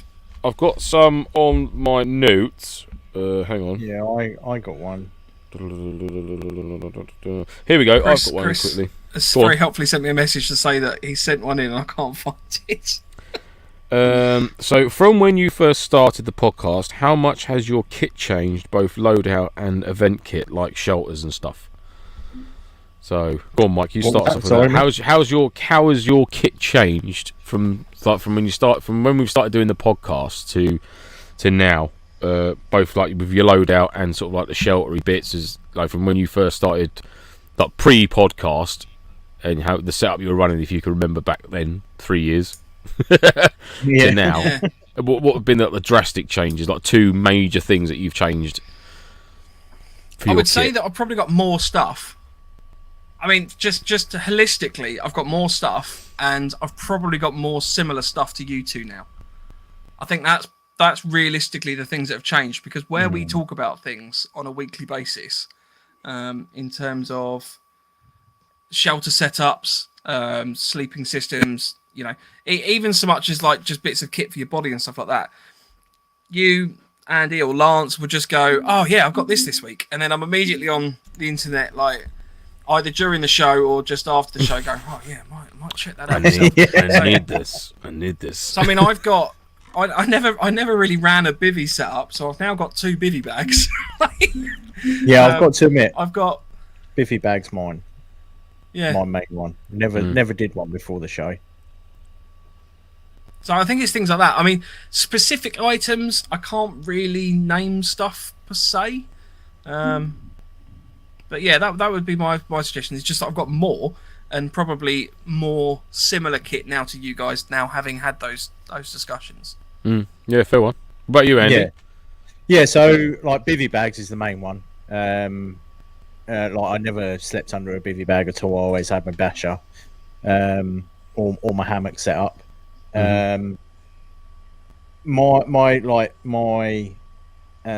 plate carrier and stuff, that hasn't really changed. That's just had bits added to it from speaking mainly with you guys and the listeners as well. Like the information that comes from you guys that listen to the show, I got to admit I have stolen a few ideas from you guys as well. Jungle knots from Lance, never did those before, so that's something that I'm avid about now. and some string. I bought some string. Got to have string. Gotta have string. You're not even milsim if you don't have string. Yeah. I believe the technical term is cord. Mike needs to have some little stickers made up, and if he asks people at events and they say, "Oh mate, have you got any string on you?" Be like, "No," and then Mike should just hand him a little sticker that says, "Do you even milsim?" Yeah. Oh my god, that's a brilliant idea. We're never getting those. Do you even milsim? We have no string. There is no string here. I mean, for me, cooking is another one, because I know I always used to eat mine just on the go, because I couldn't be bothered to buy a jet boil or anything like that. But after listening, you're so weird though to have cold rat packs willingly. Yeah. The only cold rat pack I quite enjoyed was the Wayfarer's pasta bolognese. No, the pasta bolognese is genuinely quite delicious cold. Not that I eat it anymore, but you know, it's one of them. I mean, for me, it's the one that jumps out at me is poo chair. I discovered poo chair from podcast. So that's a big change. Kneeling pad. Kneeling pad, yeah. All right. See, I haven't got either of those yet. I am looking at a poo chair. Oh, poo chair is good, mate. You got to get a poo chair. Got to have a poo chair. Most of the rifle regiments got a poo chair now, thanks to me. You're welcome, lads. Don't mention it. If Ryan's told you that it's his idea, he can fuck off, because it wasn't. It was mine. And Stanley trigger cups. Poo chairs and Stanley trigger cups. That's my two. That's one of my two. I mean, that's a both prime comfort example. related, I'd say. Those Stanley trigger mugs, right? So subsequent to myself getting one, following your recommendation, my brother's got one. Now random other family members have seen ours and they're like, "Oh, that's cool." And then I think there's also this marketing campaign that Stanley are really pushing out at the moment, where it's almost become like a fashion accessory, because you've got colours like the burgundy. Yeah, so you got colours like the white and the burgundy and like the navy blue and stuff like that. So my mum's just got one for her birthday. So Stanley trigger flasks have just taken over the entire world. Thanks to me. Thanks, Stanley. You should message them and say, listen to our show. I'll be like, yo, listen up, motherfuckers. Where's my income? How much have your sales improved since I bought my first one, say 2 years ago? I did actually, funnily enough, contact Stanley to see if we could arrange some sort of discount code with them, and they never replied. Motherfuckers. Fuck Stanley. Stanley stuff's crap. I think Stanley's too big for us. The lofty heights of Stanley camping equipment. Yeah. Fair play. Yeah, no, that's two little things for me, two little gadgety bits for me, which has changed from doing the show. But definitely the Stanley Trigger Cup, that's been a big game changer. Because I used to have like the little ammo cup. Here we go. So this was like the Mark 1 Stag Cup, if you like, which is that there. Obviously unscrew jobby, which is perfectly fine. You know, it works fine, does the job. And obviously I like the bit in the top of the lid, because you can keep another second brew on the go. If you just put boiling hot water in there, you've got a little housing in the top there to keep tea bags, sugar, and a bit of creamer in for the for a nice hot cup of tea. But then, you know, that comes along and it's just like, oh, you beauty. You beauty. I'm surprised you haven't got Mission Tailors to make you a special holder for it. A deployable holder. No, screw it. Go to Kydex and get the proper Kydex holster made for them. A Stanley Trigger holster. Just to clarify, not saying that obviously Mission Tailors shouldn't get your business, but I can just see like proper Kydex. You want like a proper solid. Well, you did say about a Kydex. Well, what about a Mission Tailors outer with a Kydex inner? Ooh, now we're talking. So almost Kydex Customs is inside Mission Tailors. Kydex Tailors. Mission Kydex. Mission Customs. Mission Customs. Kai Mission. Commission. I don't know. Lots of options. Let's just say that. Lots of options. Yeah, no, all good stuff. I'll tell you what, Snug Pack jungle blankets, that's become a big thing as well. Since I know that since we've been talking about them, MP7s especially, and MWSs, but I know the Snug Pack jungle blankets, since we sort of started talking about them on a show a while ago, it's almost like, you know, I don't know why, but people feel the need to come and show me the Snug Pack jungle. They're like, I've got one of these. It's like, okay, they're so good for like no money. Like compared to like when I say no money, compared to what other snog packs, snook packs. I like the sound of that. Yeah, that goes in there. That goes in the winter kit, baby. Snug pack. It's so cheap. Like, you can pick them up for like 25, 30 quid, and they're a godsend. Like, you can actually have that and a smaller or thinner sleeping bag, and carry the two. And like the snug packs, Woobie blanket and a jungle bag is blinding. Even the British Army issue jungle bag is a fucking gleaming blanket. It's wicked. So I'm a big fan of, like, the Miltech poncho liners, which are kind of like a bit like a Woobie, isn't they? I don't think they're like the original Woobie, but they're obviously like very, very similar to a Woobie. And I must say that the Snug Pack jungle blanket, in my mind, is probably superior in terms of its. You can definitely get a bigger blanket for a smaller pack size. Smaller size, yeah. I think there's higher tech specs and stuff like that. The only downside I'd say over the Snug Pack from some of the other sort of Woobie manufacturers is just merely the camo patterns. Like, you can get a Miltech Woobie in pretty much most camo patterns. So, well, the Dutch Army do a poncho liner in Woodland EPM as well. Yeah. Which is what I've got. I've got a Dutch Army one, which is good. But my Snug Pack jungle bag is the seam's ripped on the zip, so I'm not too impressed with that. It ain't even. Oh, really? Well, it was less than a year old when that happened, and it literally just pulled the whole seam pulled. So I've got to restitch it. I just can't be asked to do it at the moment, so I've not used it. So. Did you contact them? No, I contacted mine when the actual little tag bit on it broke off. Mm-hmm. And I contacted them, and they went, "Oh yeah, not a problem." And they literally sent me a DPD guy, came to my house, picked it up, took it back, and sent me another one. Fair play. That sounds very expensive for what it effectively is. Could they not have just sent you a new one? Well, yeah, I don't. They wanted the other one back, so fair enough. Yeah. That's like lead lenser. That's why I've always said about lead lenser torches, especially if you're using them every day like I do for work. I mean, my lead lens was like 140, 150 quid. But it comes with a 7-year warranty. So if anything gets damaged on it, you send it back to the lens, and if they can't repair it, they'll either send you exactly the same model, or if that's been discontinued, they'll send you the next model up. Yeah. I haven't had to buy a head torch for years now for work, and that's why you make that little investment, and it just covers you. They're just wicked bits of kit. They really are good. That's It's what the I same like with about Vortex. It's just about the same, mate. It's the same. You get that aftercare with a product, and you'll stick with it. Do you know what I mean? Yeah. 100%. Which is always good. Nice. Although I am eyeing up a Olight Perrin 2 Mini, just to trick myself. Is that the second one? It still irks me to this day that I left it magnetised to a bunk bed at Longmore. My Perrin 2, my £90 Perrin 2 fucking torch. But some bloody Pongo was found. Just laid back in that bed and just gone, "Oh, fucking look at that, lads." Yeah. I'm like, fuck you, man. A slightly cheaper alternative, I believe. This is a Woburn Night XO. Which is quite. It's. I haven't had a chance to compare the two because when I got this, you'd already lost yours. But this is quite a fancy little. No. Just being pragmatic here, you didn't have one at the time.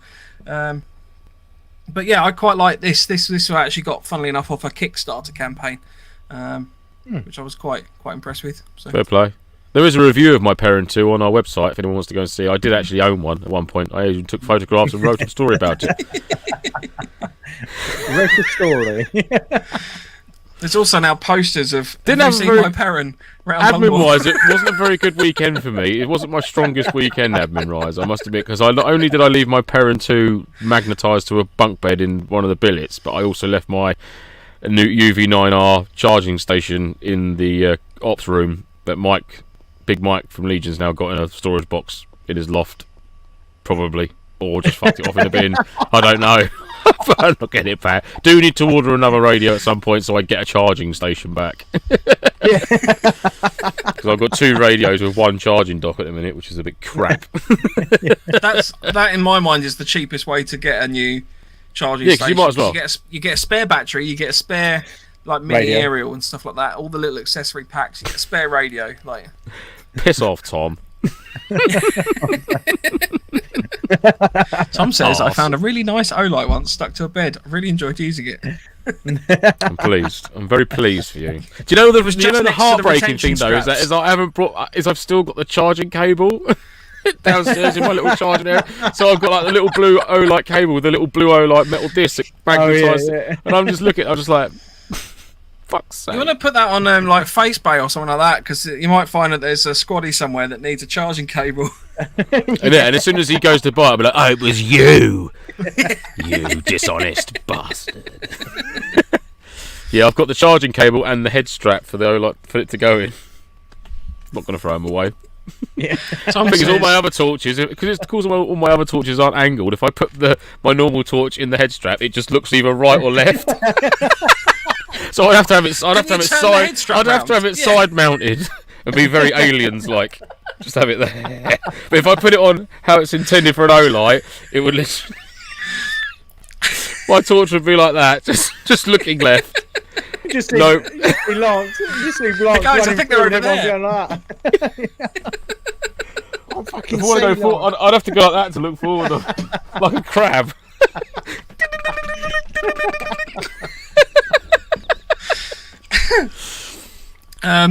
Tom says, do you think the quality of your kit has changed, even if the type of kit hasn't? Yeah, I'd say it's. I wouldn't say improved. I don't know, really. I think I've become a bit more thrifty with stuff I've got and that, and just thought, do I just get that, or do I wait and actually get what I want to get, rather than being too impatient and stuff. That's old age, isn't it? Yeah, I suppose so. You get to the point where you just think, I need that, I'll just get that instead. It's fine. Yeah. But yeah, with like my kit, I'm at a point now where I'm just happy across the board with all my stuff. Do you know what I mean? Well, what I've got. Yeah, I haven't had a big change up for a long time. I think my biggest change up that is what I'm going through at the moment, moving away completely from, well, as much as I can from AEGs over to gas blowbacks, and having 2 Bergens instead of just the one, like the 2 new Bergens, and shifting my X300 on.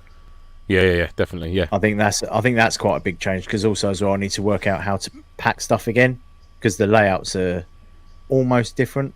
Like they're quite well. I say.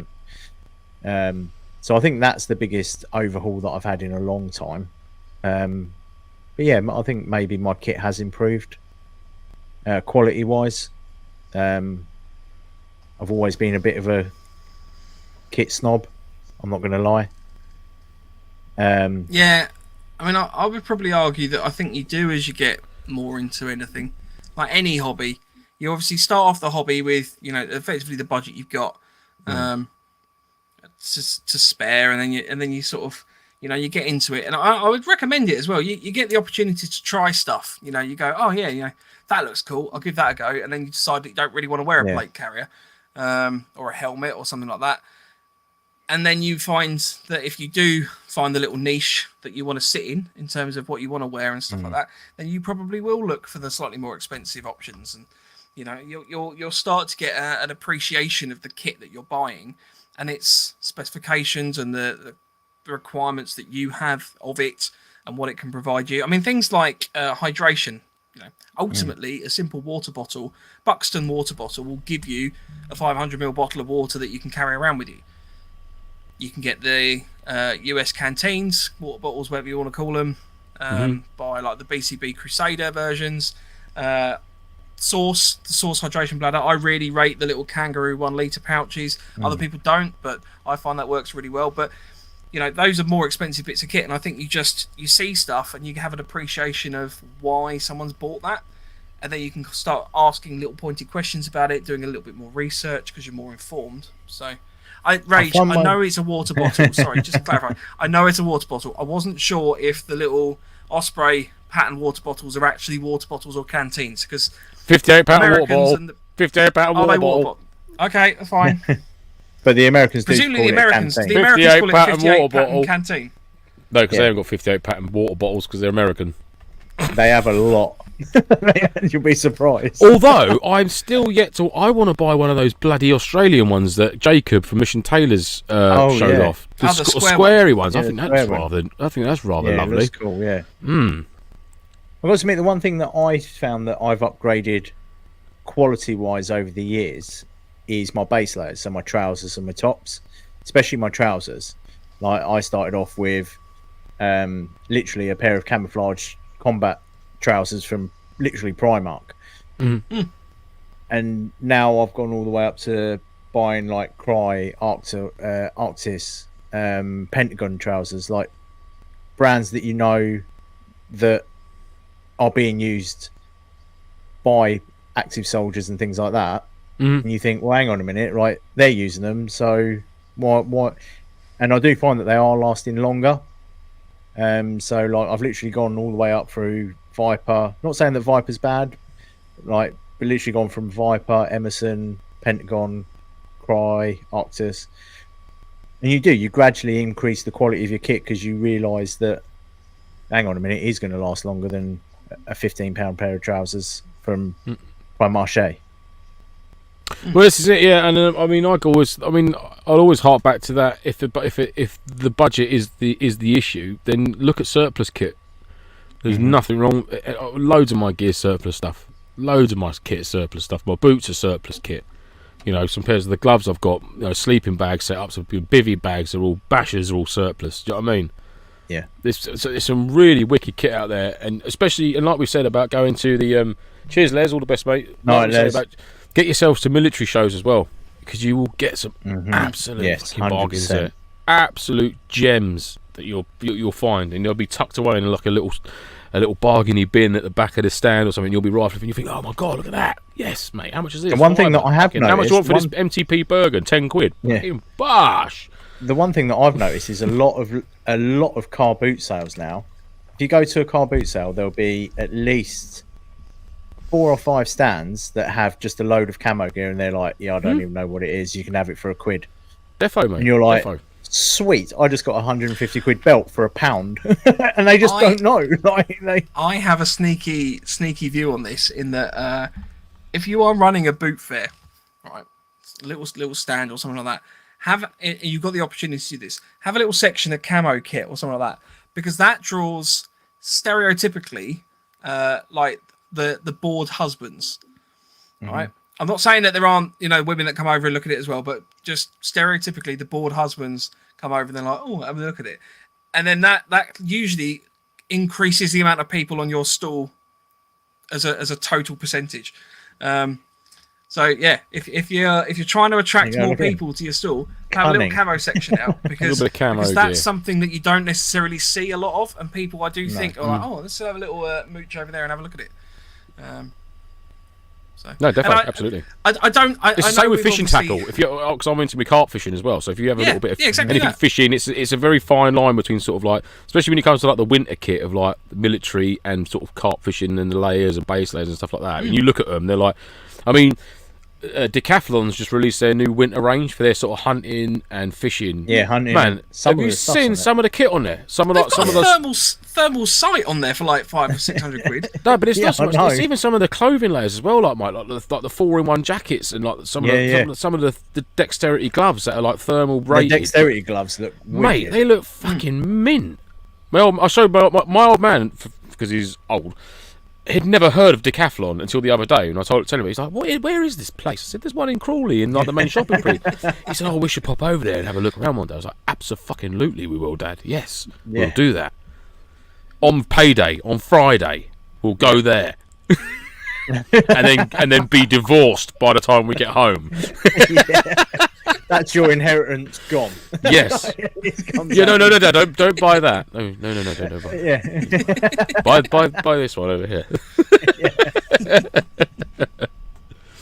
No, I've got to admit, Decathlon have come on leaps and bounds from when they first started over in the UK. The stuff that their Solanac stuff. I think it's a French brand, but look, I really rate their Solanac stuff. It's really good. They do some good kit, man.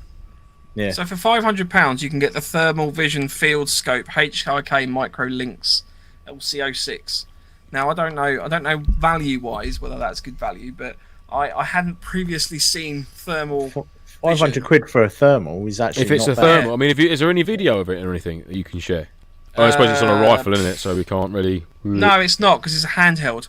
Oh, so monocular. But they don't have any video. They've got some sort of sample images and stuff, and it's a bit grainy, to be fair. I wouldn't say it's necessarily the best looking, but I have heard of the HIK Micro before. So yeah, but I just thought it was interesting. I love going to Decathlon. All the stuff in there, you know, you can It's pick up brilliant. some It's a real quite treasure cheap trove things. of Aladdin's cave type Yeah. stuff, isn't it? Yeah. But Some of I their do need to tents go are and- wicked, especially for airsofting. Some of their Mate, some of their budgety ones Some as of well, their- because they're all blackout. Like I've Yeah. been in one, and it's literally fucking blackout, like that. Like, it's like the Epsom bunker blackout, like proper. It's like whoa, definitely need a I've got torch. to admit, I like your carp setup that you posted a picture of. That would be cracking for a sim event. Oh, for that's the Fox Oval Plus umbrella system. So that is basically an umbrella which you can turn into a one-man bivvy with the front zips on, or you can put the 1 meter extension to make it a two. It's a massive two-man. Like you could sleep six dudes in there without cot beds. You could sleep 6 dudes in there easy. Yeah, it's the I Fox thought Oval Plus. That for an event would be wicked. Like if you haven't got to carry it around, because I know the carp tents, like the open front ones. The bivvies, yeah, they're quite. That's weird with carp fishing. See, they call their tents a bivvy, whereas we call a bivvy. It's a bivvy bag. Do you know what I mean? But your bivvy is your dome tent sort of thing. Yeah, it's cool. But that Fox Oval Plus umbrella system is well good. I love it. Yeah, it's wicked. If anyone's interested, don't go and buy the HRK Micro from Decathlon, because Scott Country have it for £370 as opposed to 500. So, there you go. Maybe not the best value on that front from Decathlon, but this goes to show shop around. Rage just point that out. Yeah, always shop around. If you find something you like, Google it and see what you can find. And also check the sales pages as well. You know, obviously Defiant's got a sales page. We've got our bazaar now, which you can't post scopes on because it goes against fucking whatever it fucking goes against. I don't know. Weird. I don't understand that one. So yeah, shop around for the deals. Don't just go on the first thing you see. Because I was that close from clicking the button on a M203 UGL, and then I ended up getting one for a couple of patches. So, you know, shop around, talk to people. Yeah. Right, I'm conscious of the time. We are conscious of the time. Questions that we could be getting onto. Apologies for the slight interruption tonight with regards to our friends on the internet. Love them. The troller web. They're so sweet. Like they want to give us their time. Their board time. Good for them. They want to give you all the time, Andy. They want to give me loads of time, apparently. Yeah. Oh, Brian's commented then. The NoFo Bazaar was really handy. Scored a full set of OR2, some MTP, and M81 trousers. Fair play, sir. Bought all my trousers off of me. Brought his trousers. Nice. I've put on weight, and so has he. So now we're just moving it. Is that my trousers? I've got a question. When is that being fucking released? That Video video needs to go public. In fact, if any of our listeners are in the world of music mixing or editing and would like that as a soundbite to go into a hippity hop or a dance track, let us know, and I'm sure we can send it to you. Or if anyone, because there's nothing like getting down in the club with it going up my trousers. Yeah. I really want it as a text message tone, so every time I get a message from you, no, I want Anna's laugh as a text message, Anna's laugh, or even an alarm clock. Yeah. I need that in my life. We have told the story of this before in terms of the mouse that literally ran up my clothes on the inside and up my pants and stuff. So I think, but everyone's waiting for that mouse now. Just sits on Mike's windowsill in his kitchen, just rocking backwards and forwards now all day long. Ever since that moment. I've not been the same person since. I'll tell you that. I feel sorry for the mouse. Yeah. But the mouse was willing. The mouse was fully willing where it went. Just put it there. Right, so next week we're going to be talking about the difference between woodland and urban events. Mm-hmm. So with the recent news that apparently more of the urban event sites, some of the MOD ones are potentially becoming more available. We are going to be discussing the differences in terms of loadouts, approach, bits of kit that you might want to consider, bits and pieces like that. Even as so much as well as how you operate. I say operate. We're airsofters. How you run around on the ground pretending. But in terms of the differences in how your play style and stuff like that. So we're going to be talking about that next week. If you want to get in touch with the show, you can do so on our socials. Our email is novemberfoxtrot@hotmail.com. Our Instagram is @November_Foxtrot_NoFo. And the website is novemberfoxtrot.co.uk. You can also get in touch with us on our own individual Instagrams below our names. You've got at 9 for myself. Mine 9. Andy is at callsign underscore. Andy is at callsign underscore quartermaster, and Lance is at the underscore punished underscore 1 underscore. So if you want to get in touch with us, please feel free. So from German to English, that would be that's mine no. Yeah, mine no. Mine no. No. Mike's new handle. I believe No. I've now responded to everybody who had emailed the Wix thing. So our website is hosted on Wix, and it at one point had stopped letting me know that emails had come in. So hopefully I've gone back to everybody. So if you have sent us a message on our website, please feel free to check your emails. It should come in on there if we reply. So yeah, if you don't hear from us though, feel free to message us and give us a shout out. Was there anything else we wanted to mention? I think that was about it. The string of time is getting incredibly short, so yes, we're running out of time. We'll post a little post about the competitions we've got running for next week after the show, just to remind everybody. If you are in any way interested in potentially helping us out with contact, if you've got a good contact that you think would be worth having us, who would basically be willing to come on our 24-hour episode, that you might be willing to share with us, that would be great. We've got blind, deaf, and dumb. It's all good. But obviously, we've got a reach across the entire world, so it'd be cool. We want to get some Americans on. Yeah, we're going to try and get some people from other countries. That'd be cool. Oh, not bloody Americans. Or Canadians. Yeah, I need someone I can just discuss canteens with. Can't we get your dad on for a bit? I like your dad. I like your dad. I'm hoping if Phil's up for it, we might get to have a chance with Phil, who's a long-time Australian listener. Talk about how we haven't asked him yet. Airsoft works this is down us there. officially asking him. This is us asking him. So yeah. Joe Blast Phil in the house. Yeah. So who wants to do the last words or the closing remarks or whatever? Don't be a prick. Go then.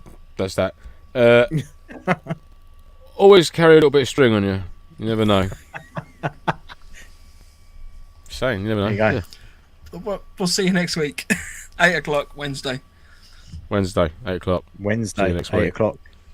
Say goodbye, guys. Goodbye, guys. Ciao, Bella.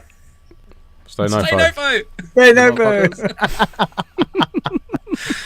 And happy birthday to us. Yeah. Happy birthday to us. Woo-hoo. Thank you. Kind regards. There it is. Little fart at the end there.